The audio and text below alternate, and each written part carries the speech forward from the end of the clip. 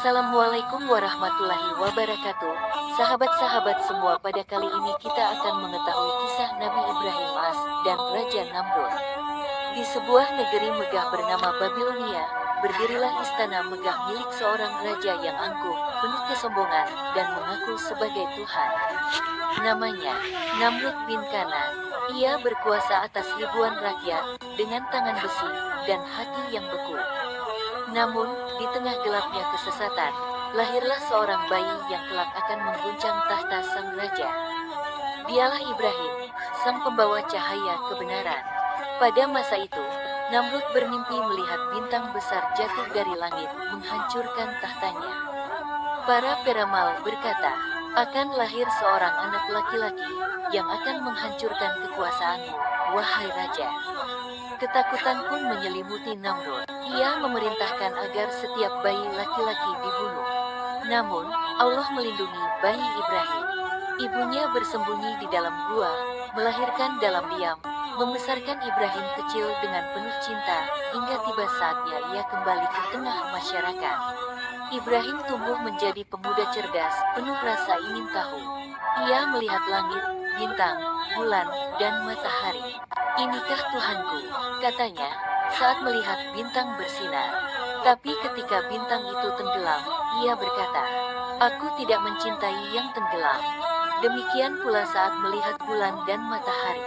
Hingga akhirnya ia berkata lantang, sesungguhnya aku menghadapkan wajahku kepada Tuhan yang menciptakan langit dan bumi, dengan penuh kepatuhan.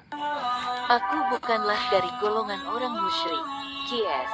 Al-An'am 79. Dan sejak saat itu, hatinya mantap untuk menyeru kaumnya agar hanya menyembah Allah yang Maha Esa. Kaumnya menyembah patung-patung batu. Di tengah keramaian, Ibrahim berseru lantang. Patung-patung ini tidak mendengar, tidak melihat, dan tak mampu menolong kalian. Mengapa kalian menyembahnya? Kaumnya marah. Namun Ibrahim tak. Suatu saat kuil kosong, ia mengamuk dan menghancurkan patung. Hanya satu patung besar yang ia biarkan, dengan kapak tergantung di lehernya. Keesokan harinya, seluruh kota gempar. Siapa yang berani melakukan ini?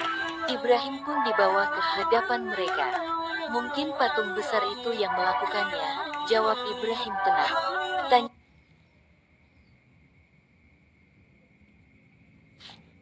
Tanyakan saja padanya, jika ia bisa bicara.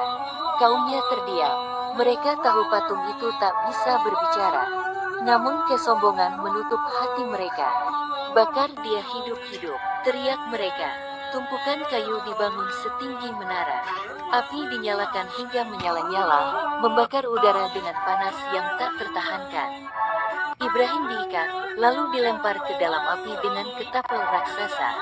Namun, pada detik itulah Allah berfirman, wahai api, jadilah dingin dan keselamatan bagi Ibrahim. Qs. Al-Anbiya 69. Api yang membara berubah menjadi taman sejuk penuh kedamaian. Ibrahim keluar tanpa luka sedikit pun. Orang-orang terpana, dan kabar itu pun sampai ke telinga Namrud. Di hadapan istana megah, berdirilah dua sosok, seorang raja sombong, dan seorang nabi pemberani. Namrud menatap Ibrahim tajam. Namrud, hai Ibrahim, siapa Tuhanmu yang berani menentangku? Ibrahim, Tuhanku adalah yang menghidupkan dan mematikan. Namrud tersenyum sinis. Ia memerintahkan dua tahanan dibawa ke hadapannya. Yang satu ia biarkan hidup, yang satu lagi ia bunuh. Namrud, lihat, aku pun bisa menghidupkan dan mematikan. Namun Ibrahim menjawab dengan tenang. Allah menerbitkan matahari dari timur, maka terbitkanlah dia dari barat jika engkau benar. Namrud terdiam, tak mampu menjawab. Wajahnya memerah oleh kemarahan dan rasa malu.